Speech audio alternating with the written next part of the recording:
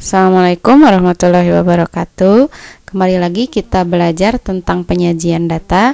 Kali ini kita belajar tentang menyajikan data dalam bentuk diagram, yaitu diagram batang dan diagram garis.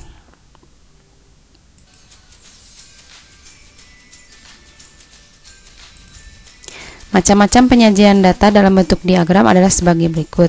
Yang pertama, diagram batang. Nah, diagram batang ini digunakan untuk apa? Yang pertama itu menggambarkan perkembangan nilai suatu objek dalam kurun waktu tertentu. Yang kedua, menyajikan data yang variabelnya berbentuk kategori, dapat juga data tahunan. Nah, dalam diagram batang dibutuhkan sumbu datar yang menyatakan kategori atau waktu, dan sumbu tegak untuk menyatakan nilai data. Sumbu tegak maupun sumbu datar dibagi menjadi beberapa skala bagian yang sama. Kita lihat contohnya. Nah, di sini ada data tentang jenis pekerjaan di suatu wilayah. Ada 8 jenis di sini ya.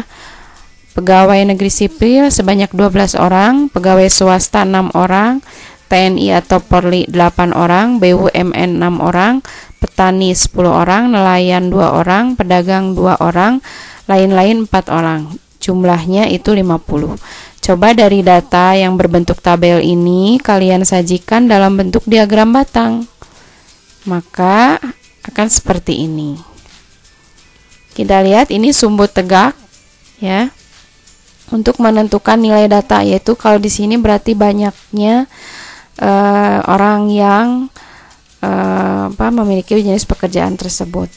Nah, kalau yang ini sumbu mendatarnya yaitu tentang jenis pekerjaannya. Nah, kita lihat di sini pegawai negeri ada 12 orang, ada di sini ya. Oh ya, ini skalanya harus tetap ya. Di sini mulainya dari 0 terus ke sini 2, berarti skalanya 22. Nanti ke sini juga ditambah 2. Kalau mau mulainya dari 1 juga boleh, nanti lebih tinggi ke sini ya diagram batangnya. Kalau mau dibuat skalanya jadi 22 juga boleh. Nah, ini pegawai negeri sipil ada 12 orang, kemudian pegawai swasta ada 6 orang. Di sini kasih jarak antara jenis pekerjaannya.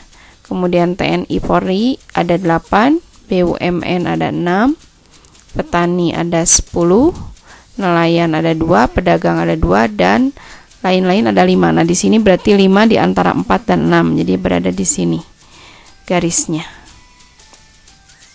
Oh, bukan 5 ya, maaf, 4 ya. Jadi pas di sini.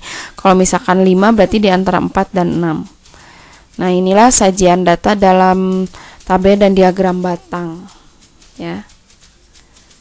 Selanjutnya, sebelum ke diagram garis, apakah kalian sudah paham untuk menentukan diagram batangnya? Ya, kalau sudah kita lanjutkan ya. Sekarang ke diagram garis. Nah, diagram garis itu digunakan untuk menyajikan data yang berkesinambungan atau kontinu. Misalnya, jumlah penduduk tiap tahun, hasil pertanian tiap tahun, atau jumlah siswa tiap tahun. Dalam diagram garis juga sama, ada sumbu mendatar dan sumbu tegaknya. Kalau sumbu mendatar menunjukkan waktu pengamatan, sedangkan sumbu tegaknya menunjukkan nilai data pengamatan suatu waktu tertentu. Sumbu tegak maupun sumbu datar dibagi menjadi beberapa skala bagian yang sama seperti tadi ya. Pada bagian sumbu datar dituliskan atribut atau waktu, dan pada sumbu tegak dituliskan nilai data. Kita lihat contohnya. Di sini ada data tentang nilai tukar rupiah terhadap dolar Amerika Serikat pada tahun 2015. Nah, di sini ya nilai tukarnya untuk bulan Januari itu 9.800, Februari 9.900, dan seterusnya sampai bulan Desember 11.700. Nah, coba disajikan si tabel ini, data ini ke dalam diagram garis.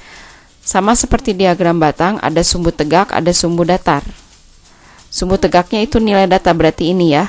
Untuk sumbu tegaknya itu untuk kurs rupiah, sedangkan sumbu mendatarnya ini untuk bulannya. Kita lihat. Nah, kan jadi seperti ini ya.